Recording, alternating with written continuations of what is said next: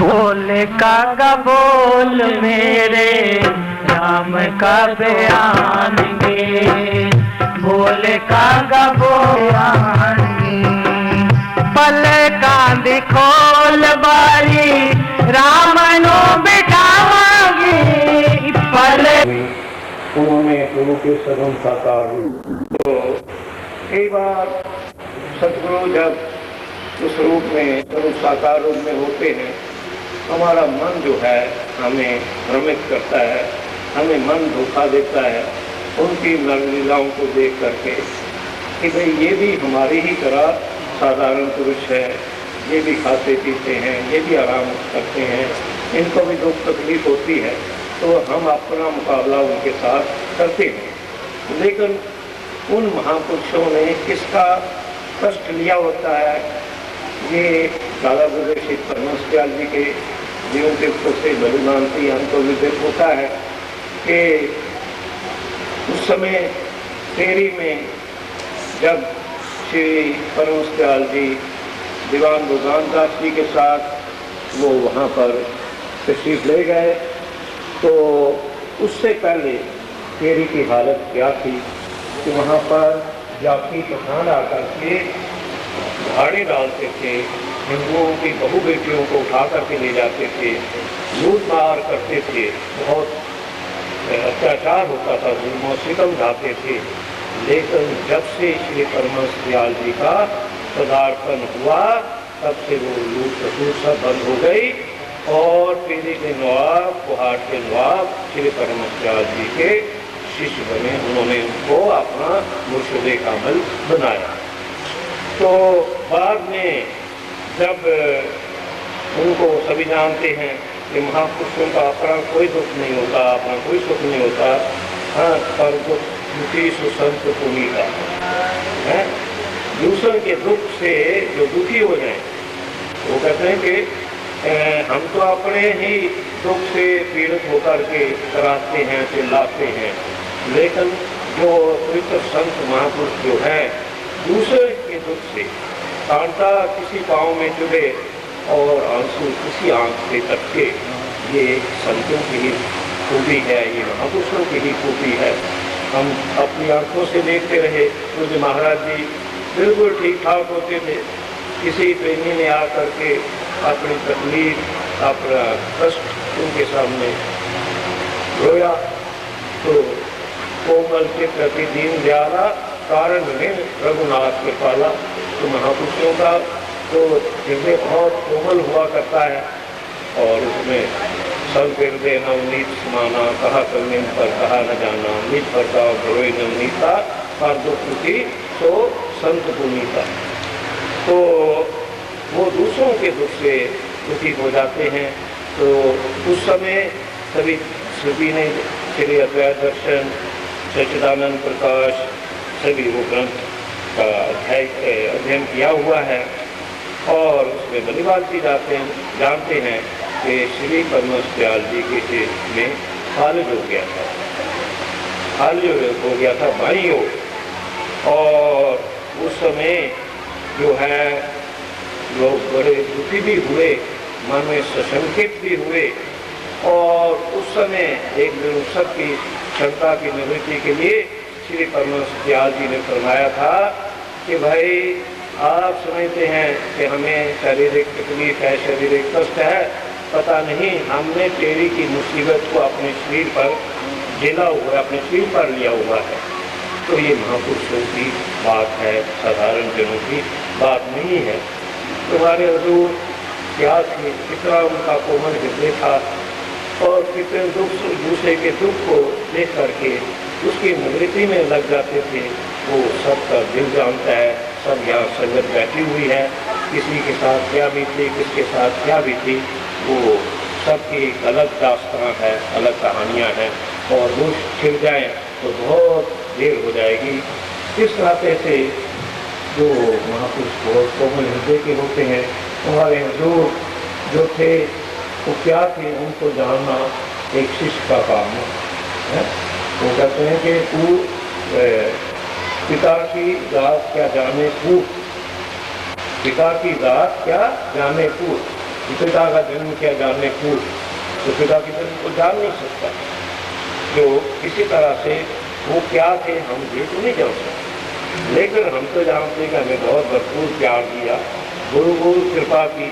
कोई भी दिल यहाँ पर ऐसा नहीं जो ये गवाही ना दे कि हमसे पूज्य महाराज जी ने कम प्यार दिया। और ये सब श्री नगरी निवासी भगवान जी का ये खिला हुआ बगीचा, ये रंग बिरंगे फूल जिन्होंने आज यहाँ पर गुरु महाराज जी को श्रद्धांजलि भेंट की है। सदगुरु नगर एक नाम आते ही फिर अकीदत के साथ जुड़ जाता है। दयाल मंदिर से महापुरुष आए हैं, सत्यार्थी मिशन से महापुरुष आए हैं, अनामी स्थान से महापुरुष आए हैं। हमारे अपने ही जो गुरु महाराज जी के अनामी गुरु भाई थे और निरातम प्रभु के लाल थे श्री निरातम आश्रम से, और हमारे परम श्रद्धेय गुरुतुल्य महामंडलेश्वर स्वामी गुरु प्रेमानंद जी महाराज, वो युगल जोड़ी जो एक था, जिनके लिए स्वामी निरात्मानंद जी महाराज ने ये शब्द फरमाए थे कि ये हमारी दाई और बाई आंख है। स्वामी गुरु प्रेमानंद जी और महाराज श्री दोनों ही हमारी जो है दाई और बाई आंख है।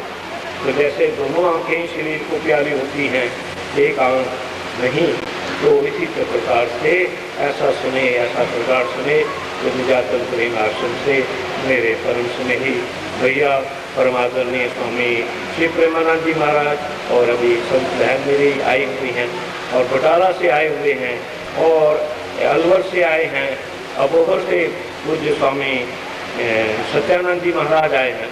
किन किन का मैं नाम लूँ, सभी ये खिला हुआ ये गुलशन है गुरु महाराज जी का, जिसमें रंग बिरंगे ये फूल अपनी महक अपनी खुशबू से सबके दिमागों को तर कर रहे हैं, सबके दिमागों को सुगंधित कर रहे हैं, अपनी सुगंध भरपूर ये बिखेर रहे हैं। और महापुरुषों का काम भी यही होती है। गोस्वामी तुलसीदास जी ने महापुरुषों की वंदना करते हुए कहा कि बंदो संत समान चित्त, हित अनहित नहीं हुए। मैं समान चित्त वाले संतों की वंदना करता हूँ। समान चित्त हमारा तो है विषम चित्त, हमने ये वेद है, हम शारीरिक भेदों को लेकर के बैठ जाते हैं। है तो सब उनकी, सब सिद्ध संतान है, वो महापुरुष, वो सभी संतान उसी की हैं। ना को वैरी ना ही बिगाना, सगल संग हमको बनाई। मानस की सजरात सबे एको पहचान वो, तो सब हैं तो उसी परमपिता की संतान, कोई सतगुरुदेव जी महाराज के शिष्य। लेकिन हम शारीरिक दृष्टि से देखते हैं, ये अंतर है।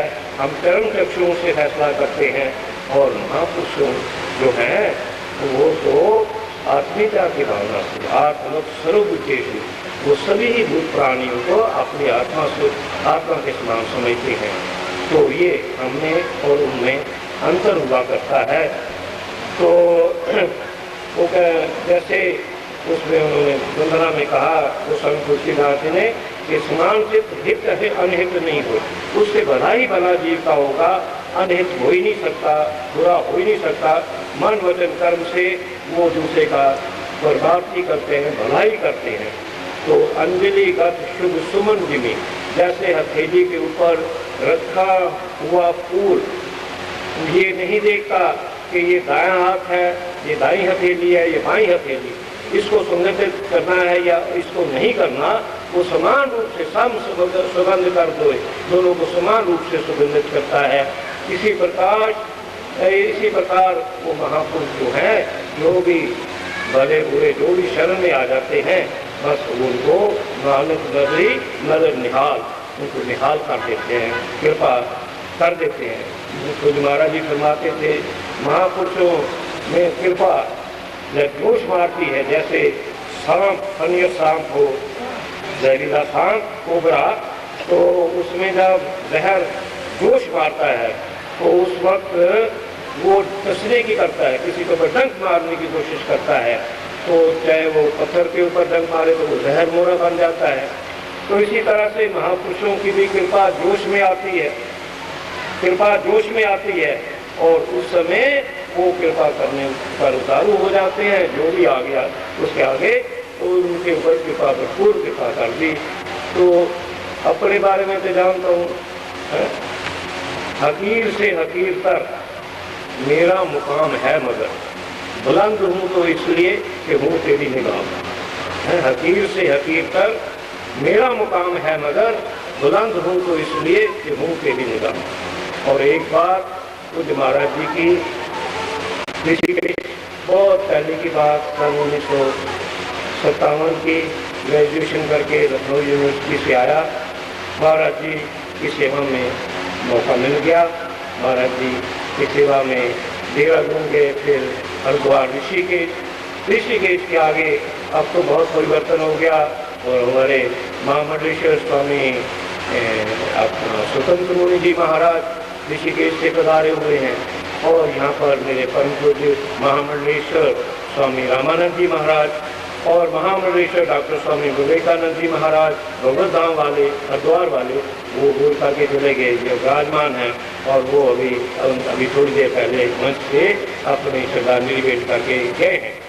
तो ये जानते हैं कि ऋषि का इस 57 की बात, लक्ष्मण झूला से पैदल जाना पड़ता था। अब तो पुल बन के क्रॉस हो गया और वो किश्तियों के द्वारा भी क्रॉस करते हैं, लेकिन लक्ष्मण झूला से पैदल जाना पड़ता। तो रास्ते में जब स्वर्ग आश्रम से आप परमार्थ निकेतन की ओर आगे बढ़ते हैं, गीता प्रेस और परमार्थ निकेतन गीता भवन के आगे, उससे पहले बिल्कुल लक्ष्मण झूले के बाद, तो वहाँ उन दिनों क्या दृश्य होता था कि बहुत से बहुरूप धारण करके, यानी बहुरूपीय वो जो हैं साधु बने हुए हैं, और ऐसे वो स्वादिष्ट हैं, जड़ समाधि उन्होंने लगाई हुई है, पता ही लगा, आँख भी नहीं झपकते, और इस तरह से कि बिल्कुल मूर्ति रूप हैं। तो ऐसे वो दृश्य देखने को मिलते थे। तो महाराज जी, मैं तो पहली बार ऋषिकेश महाराज जी के साथ गया था, तो महाराज जी ने उनकी ओर संकेत करके कहा कि देखो ना, है ये तो जब मूर्तियाँ हैं। मैं भी हैरान था, मुझे इतनी समझ थी उस समय हमारे। तो आगे बढ़ गए और वहाँ श्रद्धालु यात्री जाते हैं, तो वो उनके आगे मत्था टेकते हैं, पैसे वगैरह।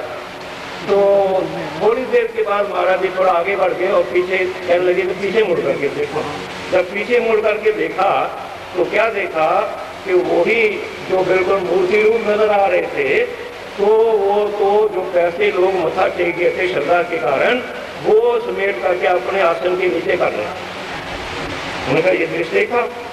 उसके बाद परमार्थ निकेतन में जाने का महाराज जी पधारे वहाँ पर, और वहाँ पर स्वामी एक रसानंद जी महाराज की मूर्ति, स्वामी एक रसानंद जी महाराज और दो महापुरुष महाराज, स्वामी महामंडलेश्वर स्वामी ब्रजनानंद जी महाराज, उनके भी पवित्र दर्शन किए हुए हैं, और महामंडलेश्वर स्वामी शुद्धदेवानंद जी महाराज, उनके भी पावन दर्शन करने का सौभाग्य इसे सिंह को मिला हुआ है।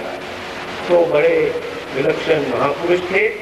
तो उन्होंने स्थापना की उसकी परमार्थ निकेतन की। तो वहाँ जब हॉल के अंदर प्रवेश किया तो एक महापुरुष विराजमान है, और भारत जी घुमाने लगे कि देखो जब चल के आगे चल कर के दर्शन करते हैं। जब आगे चल कर के दर्शन किए तो वो स्वामी एक रसानंद जी महाराज की वो स्वरूप था, मूर्ति की, श्री बगैर था। तो भारत जी कहने लगे फर्क समझ में आया कि ये महापुरुष अब मूर्तिमान है, लेकिन हमें क्या नजर आ रहा है कि ये सजीव है। तो ये महापुरुषों की खूबी होती है, उनके चरित्र की भी अनुकरण किया जाता है, उनके चरित्रों का भी, और उनके चित्रों की भी पूजा होती है। और एक वो आपने दृश्य देखा कि वो संत वो पैसा माया के लिए वो आसन ऐसे वो एक्टिंग कर रहे हैं। तो उसमें बहुत सी महाराज जी इस तरह के उदाहरण दे करके समझाते थे। बहुत सी घटनाएं हैं, किसके समय वर्णन करूँ, लंबा हो जाएगा प्रसंग। एक बार नंगली दरबार श्री गुरु महाराज जी ने नंगली को अजमत बख्शी है, और नंगली का नाम सारी दुनिया में फैला हुआ है। मुझे भी अनेक जगह जाने का मौका मिलता है, अनेक बार गया। तो वहाँ पर विश्व के कोने कोने में नंगली का नाम थोड़े ही आदर सत्कार के साथ लिया। तो नंगली को ये महानता किसने बख्शी? ये तो साधारण गांव नंगली आजर सलेमपुर है। और जब श्री गुरु महाराज जी वो हमारे सतगुरुदेव नंगली निवासी भगवान जब 1935 दिसंबर में यहाँ पर पधारे और वहाँ से चलने से पहले त्रिपुरी जिला गुजरात दिवाली के दूसरे रोज उन्होंने त्रिपुरी को पंजाब को अलविदा कर करके यहाँ आने का उन्होंने स्पष्ट तौर पर उन्होंने भविष्यवाणी कर दी थी कि 12 साल के बाद पंजाब सिंध और फ्रंटियर में एक ऐसी आंधी आएगी कि माँ बच्चे को नहीं पहचानेगी और उस समय आपके लिए एक स्थान होगा और ये स्वरूप आपको उनके इस स्वरूप के दर्शन जो है शीशों में हो। ये श्री गुरु महाराज जी ने अपने विषय में महापुरुष तो भविष्य दृष्टा होते हैं। वो भविष्य हम तो ज्योतिषियों के पास जाते हैं, अखबारों में देखते हैं, अपनी किस्मत का आईना देखते हैं, क्या कुछ देखते हैं, लेकिन वो तो त्रिकालज्ञ के महापुरुष होते हैं, सर्वज्ञ महापुरुष होते हैं। तो उन्होंने फरमा दिया था देश विभाजन के बारे में 47 में जो आंधी आई थी। तो उस समय अपने जितने भी नाम लेवा थे 1100-1200 संत उनको आदेश दिया, भाई आपने जो जो आज्ञा लेनी है। किसी ने भजन करने की आज्ञा ली, लाइनों में खड़े हो गए, और किसी ने आश्रम बनाने की, किसी ने भ्रमण करने की आज्ञा ली, किसी ने सत्संग प्रचार की ली। तो इस प्रकार से सभी ने अपनी रुचि के अनुसार आज्ञाएं ली। तो उस समय जब महाराज जी की बारी आई तो महाराज जी का हाथ अपने कर कमलों में श्री नंगली निवासी भगवान ने पकड़ करके ये फरमाया, भाई तुम क्या करोगे, हाँ तुम क्या चाहते हो? तो उस समय महाराज जी ने क्या अर्ज की, हजूर मैं तो बिल्कुल अनपढ़ हूँ, बिल्कुल निकम्मा हूँ, हाँ किसी काम के थे नहीं, कोई ना छूता छाऊं, सतगुरु की कृपा भई तो पूजन लागे आऊं। तो मैं तो कुछ भी नहीं कर सकता, स्वामी महाराज निजातन प्रभु की सेवा करूंगा, 2 भजन बोल करके पेट बांध दिया करूंगा। ये महाराज जी ने ये शब्द कहे। उस समय श्री वो नानक नगरी नजर निहाल वाली बात हो चुकी थी। श्री गुरु महाराज ने मौज में आ गए थे, तो कहते मौज में जब आ गए तो कतरे से दरिया कर दिया। तो उस समय उन्होंने फरमाया, नहीं भाई आपने तो बहुत काम करना है, परमात्मा का बहुत काम करना है। और हाथ पकड़ा हुआ था कर कमल अपने कर कमलों में। तो उस समय उन्होंने कहा 1 2 3 4 आश्रम तो जरूर बनाओगे, और यूपी में आपने बहुत काम करना है। आप रामचरितमानस कंठस्थ कर लो, याद कर लो। तो महाराज जी ने विनती की, हजूर वो कोई जप्ती साहब तो नहीं, वो छोटा सा भुक्ता तो नहीं कि उसको मैं जुबानी याद कर लूँ। तो उस समय कहने लगे, नहीं आपने यूपी में बहुत काम करना है। और सभी भक्त जानते हैं महाराज जी का सत्संग गुरबानी के ऊपर और रामचरितमानस के ऊपर आधारित होता था। जो भी सत्संग, आप सत्संग की अनेक पुस्तकें हैं, साहित्य है, शासक मिशन का, उसको पढ़ करके देखिए तो उसमें वही रेफरेंस आपको मिलेंगे और ऐसे ऐसे उदाहरण आपको मिलेंगे, ऐसे ऐसे दृष्टांत मिलेंगे। हमारी आंखें खुल जाती हैं, कैसे गुरु सेवा की जाती है, तो कैसे महापुरुषों ने किया, तो लंबी बातें हैं।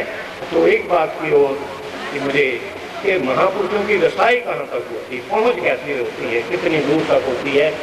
वो कबीर जी ने कहा कि लाख कोस पे गुरु बसे, दीजिए सुरत पठाए, शब्द तुरी स्वार हो, क्षण आए क्षण जाए। तो भाई दूरी कोई दूर नहीं, ये दूरी नहीं, ये शरीर की दूरी, ये दूरी नहीं है। दूरी का तो वहम है तुझको, दिल से वो दूर नहीं, पास खड़े हैं सुनने वाले, देख के जरा आवाज को देख।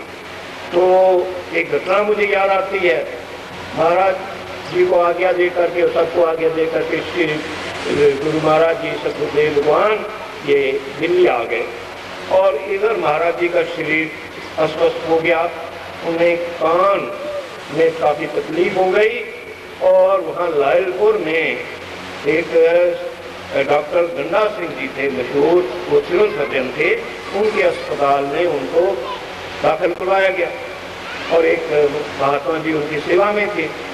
तो उस वक्त ध्यान महाराज जी का गुरु महाराज जी की तरफ था और उन्होंने ऑपरेशन करने का निश्चय कर लिया। तो उन दिनों श्री सदगुरुदेव भगवान अप्रैल 1936 की बात है, नंगली साहब में विराजमान थे और ये गालबन 6 अप्रैल 1936, 3 दिन पहले की बात। तो उस समय श्री गुरु महाराज जी महाप्रभु एक नीम के पेड़ के तले, जिन्होंने पुराने दृश्य लिखे, मैंने तो पेपर में पहली बार गुरु दरबार के दर्शन किए थे नंदी साहब में। तो उस समय वो नीम का पेड़ भी था, वो बरांडा भी था और सारे पुरानी कोठरियाँ भी थी, वहाँ रहे हुए हैं। वो सारे आंखों के सामने दृश्य आते हैं नज़र 46 साल पहले के। तो उस समय श्री गुरु महाराज जी ने अपना परंतु कोई इलेक्ट्रिसिटी होती नहीं थी और मुझे याद है कि ये 66-67 की बात है कि वसंत का बनाया जा रहा था, वसंत के वो यहाँ पर गुरु महाराज का पावन जन्म महोत्सव, उसी रात को यहाँ पर बिजली इलेक्ट्रिसिटी यहाँ पर नंगली गांव में आई थी और उस समय सब ने बड़े ही जय घोष किया था और जगमगाओ गुरु मंत्र जगमगा उठा था। तो उस वक्त जो है श्री गुरु महाराज जी दोपहर का समय था, तो उस नीम के पेड़ के तले पलंग बिछा करके विश्राम कर रहे थे और एक संत, वो थे स्वामी अखंड शब्दानंद जी और वो थे हमारे पूज्य गुरुतुल्य जो है स्वामी अर्जुनानंद जी महाराज, जो और वो युगल जोड़ी स्वामी वेदानंद जी, स्वामी अर्जुनानंद जी, जो गुरु महाराज जी की पावन सेवा में रहे, निज सेवा में। तो उनके पिताजी श्री गुरु थे, वो टीचर थे, स्कूल टीचर। वो समय वृद्धावस्था भी थी उनकी, वो उनको पंखा झुला रहे थे, श्री गुरु महाराज जी को सेवा कर रहे थे। तो इधर महाराज जी का ध्यान लैलपुर से इधर था कि गुरु महाराज जी किस्मत उनको आया, उन्होंने देखा कि श्री गुरु महाराज जी नीम के पेड़ के तले हैं, चारपाई बिछी हुई है और वो ऐसे पंखा झुला रहे हैं। और इतने में वो वृद्ध शरीर होने के कारण, थकावट होने के कारण स्वामी अखंड शब्दानंद जी को ऊँघ आ गई और उनके हाथ से पंखा गिर गया। अब जुबाई को पंखा तो वो हवा नहीं हो रही। तो वो भी क्षण उस समय महाराज जी को गुरु महाराज के दर्शन हुए और लायलपुर अस्पताल से लेकर के यहाँ तक एक लंबी सुरंग बन गई और उसमें महाराज जी ने क्या किया कि आप सब जानते हैं कि महाराज जी के हाथ कांपते थे बीमारियों के कारण, ऑपरेशनों के कारण, बहुत व्याधियाँ महापुरुष दूसरों की लेते हैं। तो उनको भी हार्ट ट्रबल थी और मैं भी हार्ट पेशेंट हूँ।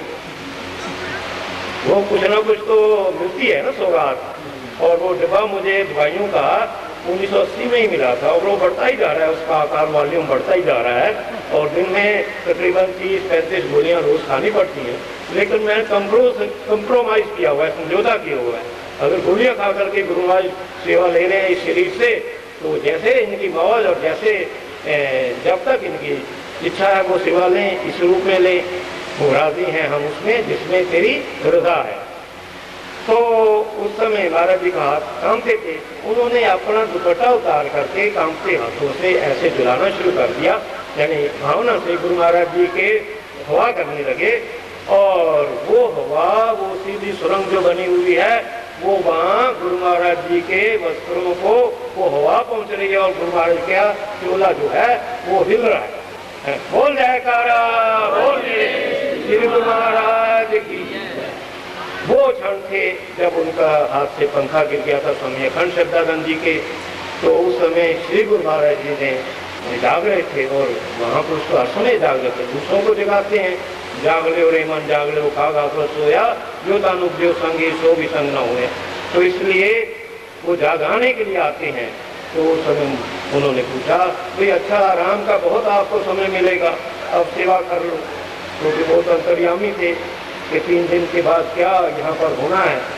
तो उस समय उन्होंने कहा भाई आराम का बहुत समय आपको मिलेगा, आप सेवा का वक्त है, आप सेवा कर लो। तो ये मैंने एक बात आपसे अर्ज कर दी। बहुत सी ऐसी बातें हैं तो इनको कहूँ तो लंबा ही बात हो जाएगी। यहाँ पर 2-3 मिनट ये आपके लिए लूँगा जो सारस्वत मिशन की संगत है। बोल सच्ची सरकार। ये सब हाथ वैसे खड़े हैं और मौन बैठे हैं। वाह वाह। और महाराज जी के दो रुखी है।